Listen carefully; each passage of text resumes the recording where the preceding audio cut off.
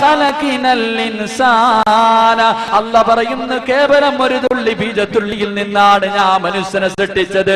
അവന്റെ ഉമ്മയുടെ ഗർഭാശയത്തിലൂടെ ഭൂമുഖത്തേക്ക് കടന്നു വന്നപ്പോൾ അവന്റെ മാതാപിതാക്കൾ പറയുന്നതാണ് അവന്റെ ലോകം. നന്മയും തിന്മയും തിരിച്ചറിയാൻ കഴിയില്ല. അവന്റെ വാപ്പ പറയുന്നതനുസരിച്ച് ജീവിക്കുകയാ, അവന്റെ ഉമ്മ പറയുന്നതനുസരിച്ച് ജീവിക്കുകയാണ്. അവനിങ്ങനെ വർഷങ്ങളോളം ജീവിച്ചു കൊണ്ടിരിക്കുമ്പോൾ അല്ലാഹുവിന്റെ പരിശുദ്ധ ഖുർആൻ പറയുന്ന ഒരു ദിവസമുണ്ടല്ലോ, ഒരു സുപ്രഭാതം പൊട്ടിവിടരുമ്പോൾ അവന് കാണാനുള്ള കാഴ്ചയുണ്ടാകുകയാ, ചിന്തിക്കാനുള്ള കഴിവുണ്ടാവുകയാ. അവനങ്ങോട്ട് പ്രായപൂർത്തിയാകുമ്പോൾ അല്ലാഹുവിന്റെ ഖുർആൻ പറയുകയാ, ഇന്നാ ഹദൈനാഹു സബീല ഇമ്മാ ശാകിറൻ വ ഇമ്മാ കഫൂറാ. നമുക്ക് ഓരോരുത്തർക്കും പ്രായപൂർത്തിയെത്തിയപ്പം, പ്രായപൂർത്തിയാകുന്നത് വരെ നമ്മുടെ മാതാപിതാക്കൾ പറയുന്നതനുസരിച്ച് അന്ന് നന്മ ചെയ്താലും തിന്മ ചെയ്താലും അവർക്കുള്ളതാണ്. ഈ പ്രായപൂർത്തിയാകണ സമയത്ത് പടച്ചവൻ വിളിച്ചിട്ട് പറയണ, എടാ ചങ്ങായി, ഇത് സ്വർഗത്തിലേക്കുള്ള വഴി, ഇത് നരകത്തിലേക്കുള്ള വഴി.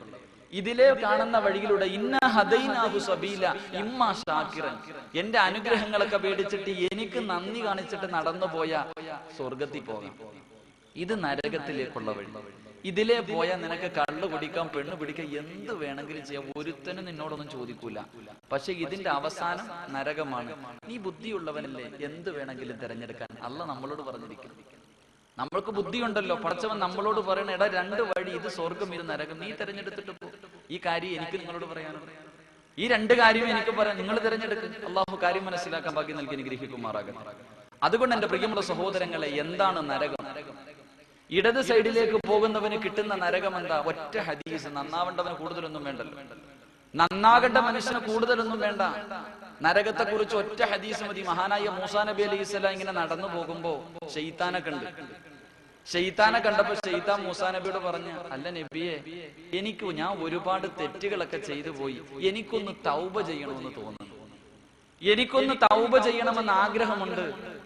നിങ്ങൾ ദുആ ചെയ്ത പ്രവാചകന്മാരുടെ ദുആ സ്വീകരിക്കുമല്ലോ, ഒന്ന് അള്ളാഹിനോട് ദുആ ചെയ്യാം.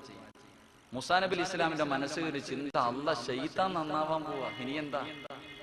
ശൈത്താൻ നന്നായി കഴിഞ്ഞാൽ പിന്നെ സർവ്വരും സ്വർഗത്തിൽ പോലും നന്നാവാൻ പോവാണ്. ശൈത്താൻ അങ്ങനെ മൂസാ നബിക്ക് വല്ലാത്ത സന്തോഷം. മൂസാ നബി അള്ളാഹിനോട് ദുആ ചെയ്തു.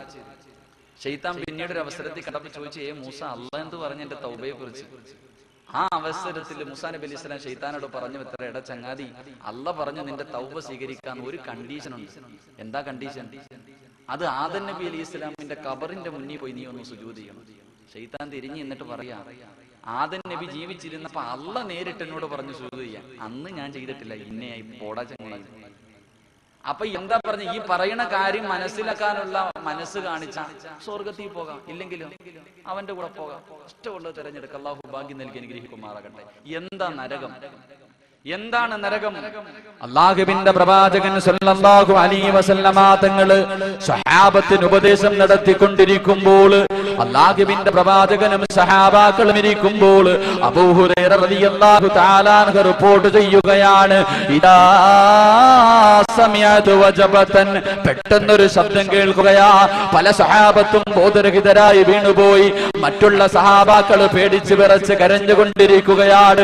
വല്ലാത്ത ഭയാനകമായ ശബ്ദം കേട്ടുകൊണ്ട് കരഞ്ഞുകൊണ്ടിരിക്കുന്ന സഹാബത്തിനോട് അല്ലാഹുവിന്റെ പ്രവാചകൻ ചോദിക്കുന്നു, യാ സഹാബ അതദ്റൂന മാ ഹാദാ, എന്താ ശബ്ദം കേട്ടതെന്നറിയുമോ? അല്ലാഹുവിന്റെ റസൂലിനോട് സഹാബത്ത് പറയുകയാ, അല്ലാഹു വ റസൂലുഹു അലം നബിയേ, നിങ്ങൾക്കറിയില്ല നബിയേ. അല്ലാഹുവിന്റെ പ്രവാചകൻ പറയുന്നു, ഹാദാ ഹജറുൻ, ഹാദാ ഹജറുൻ, എന്റെ സഹാബത്തെ, അതൊരു കല്ലാണ് സഹാബത്തെ. ഏത് കല്ലാണെന്നറിയുമോ? റുമിയതു ബിഹി ഫിന്നാർ, നരകത്തിന്റെ മുകളിൽ നിന്നൊരു മലക്കൊരു കല്ലെടുത്ത് താഴേക്ക് എറിഞ്ഞു. എന്നെറിഞ്ഞ കല്ലാണെന്നറിയുമോ? മുൻദു സബഈന ഖലീഫ, 70,000 വർഷം മുമ്പ് നരകത്തിന്റെ മുകളിൽ നിന്നൊരു മലക്കൊരു കല്ലെടുത്ത് താഴേക്ക് എറിഞ്ഞു.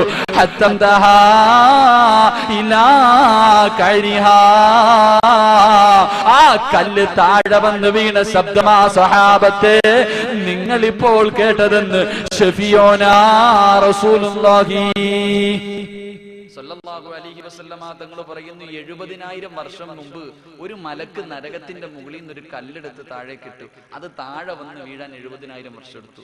എന്റെ പ്രിയപ്പെട്ട യുവത്വം, എന്റെ പ്രിയപ്പെട്ട യുവസമൂഹം, ചെറുപ്പക്കാരോടൊക്കെ ഇത് പറയുമ്പോ പറയും, പള്ളിയിലെ ഉസ്താദന്മാര് വെറുതെ നമ്മളെ ഭയപ്പെടുത്താൻ പറയുന്നത്. നമ്മളൊക്കെ ഒന്ന് പള്ളിയിൽ കയറാൻ വേണ്ടി, നന്നാവാൻ വേണ്ടി.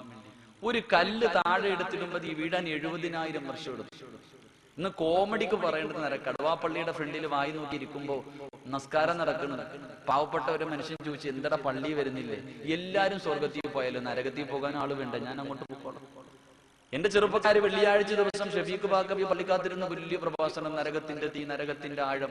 ആ അവസരത്തിൽ ബ്ലൂടൂത്ത് എടുത്തിട്ട് ഓണാക്കട, ഭിത്തിച്ചാരിയിരിക്കാം, ഒന്ന് ഓണാക്ക്, നല്ല സെറ്റപ്പ് പാട്ട് കിടക്കുക, സെൻഡ് ചെയ്യാം. നരകത്തെ കുറിച്ച് പറയുമ്പോ ഇവൻ ചിരിക്കുന്നു, കളിക്കുന്നു, തമാശ പറയുന്നു. എന്റെ പ്രിയപ്പെട്ട സഹോദരങ്ങളെ, നിങ്ങളൊക്കെ കളിച്ചു, നിങ്ങളൊക്കെ തമാശ പറഞ്ഞോ, നിങ്ങളൊക്കെ പുച്ഛിച്ച് തള്ളിക്കോ. പക്ഷേ അല്ലാഹുവിന്റെ ഖുർആൻ പറയുകയാണ്, അല്ലാഹുവിന്റെ പരിശുദ്ധ ഖുർആൻ പറയുന്നു, വഇദാ റഅതഹും മിൻ മകാനിൻ ബഈദ് സമിഉ ലഹാ തഗയ്യുദൻ വസബീറാ. നാളെ പടച്ചവന്റെ മുന്നിൽ നിൽക്കുമ്പോൾ, അതാ മഹ്ശറിലേക്ക് നിൽക്കുമ്പോൾ, ജിബ്രീൽ ചെന്നിട്ട് മീകായിൽ എന്ന മലക്കിനോട് പറയുകയാ, പടച്ചവൻ നരകത്തിന്റെ ഒരു ഭാഗത്ത് കൊണ്ടുപോകാൻ പറഞ്ഞുവെന്ന് പറയുമ്പോൾ, എന്റെ പ്രിയമുള്ളവരെ, മീകായിൽ എന്ന മലക്ക് നരകത്തിന്റെ ഒരു ഭാഗത്തെ ചങ്ങലയിൽ കെട്ടിയിട്ട് അല്ലാഹുവിന്റെ മഹ്ശറിലേക്ക് വലിച്ചു കൊണ്ടുവരുമ്പോൾ, ഇവിടെ ഇരുന്ന് ചിരിച്ച നമ്മളുണ്ടല്ലോ, ഇവിടെ ഇരുന്ന് തമാശ പറഞ്ഞവരുണ്ടല്ലോ, ഇവിടെ ഇരുന്ന് പുച്ഛിച്ച് തള്ളിയവരുണ്ടല്ലോ. ആ അവസരത്തിൽ അല്ലാഹുവോട് പറയുന്നത് എന്താണെന്നറിയുമോ? റബ്ബനാ അബ്സർനാ വസമിഅനാ ഫർജിനാ. റബ്ബനാ, എന്റെ രക്ഷിതാവേ, അബ്സർനാ അബ്സർനാ, പടച്ചവനെ, ഞങ്ങളുടെ നരകമുണ്ടല്ലോ, ഞങ്ങളുടെ പള്ളിയിലെ ഖതീബുമാര് പറഞ്ഞു തന്ന നരകമുണ്ടല്ലോ, ആ നരകത്തെ ഞങ്ങൾ കണ്ടുപടച്ചവനെ, ഞങ്ങളുടെ കണ്ണുകൊണ്ട് നരകത്തെ കണ്ടുപടച്ചവരെ, ആ നരകത്തിന്റെ തീ കണ്ടുപടച്ചവരെ. വസമിഅനാ, ആ നരകം കടന്ന് വിളിക്കുന്നത് ഞങ്ങളുടെ ചെവി കൊണ്ട് കേട്ടു റബ്ബേ. അതുകൊണ്ട് ഫർജിനാ ഫർജിനാ, ഞങ്ങളെ ഒന്ന് കടുവാ പള്ളിയിലേക്ക് ഞങ്ങളെ ഒന്ന് മടക്കണേ അല്ലാ. ഞങ്ങളുടെ നാട്ടിലേക്ക് ഞങ്ങളെ മടക്കിയാല്, ഞങ്ങളുടെ നാട്ടിലേക്ക് ഞങ്ങളെ മടക്കിയാല്, എന്റെ പ്രിയമുള്ളവരെ, ഉച്ചയ്ക്ക് പോലും പള്ളിക്കകത്ത് കയറാത്തവൻ പറയുകയാ, അല്ലാഹുവേ, പള്ളിക്കകത്ത് പോയിരുന്ന് തഹജ്ജുദ് നിസ്കരിക്കാൻ പടച്ചവരെ, ദിക്റുകൾ പറയാൻ പടച്ചവരെ, ഖുർആൻ ഓതാൻ പടച്ചവരെ. എന്റെ കടുവയിലുള്ള പെങ്ങള് പറയുകയാ, എന്റെ വീട്ടില് TV ഇല്ല പടച്ചവരെ, എന്റെ വീട്ടില് കേബിൾ ഇല്ല പടച്ചവരെ, റിമോട്ട് പിടിച്ച് കൈകൊണ്ട് തസ്ബീഹ് പിടിക്കാൻ പടച്ചവരെ. ഫർജീനാ, എന്നെ ഒന്ന് മടക്കണേ അല്ലാ.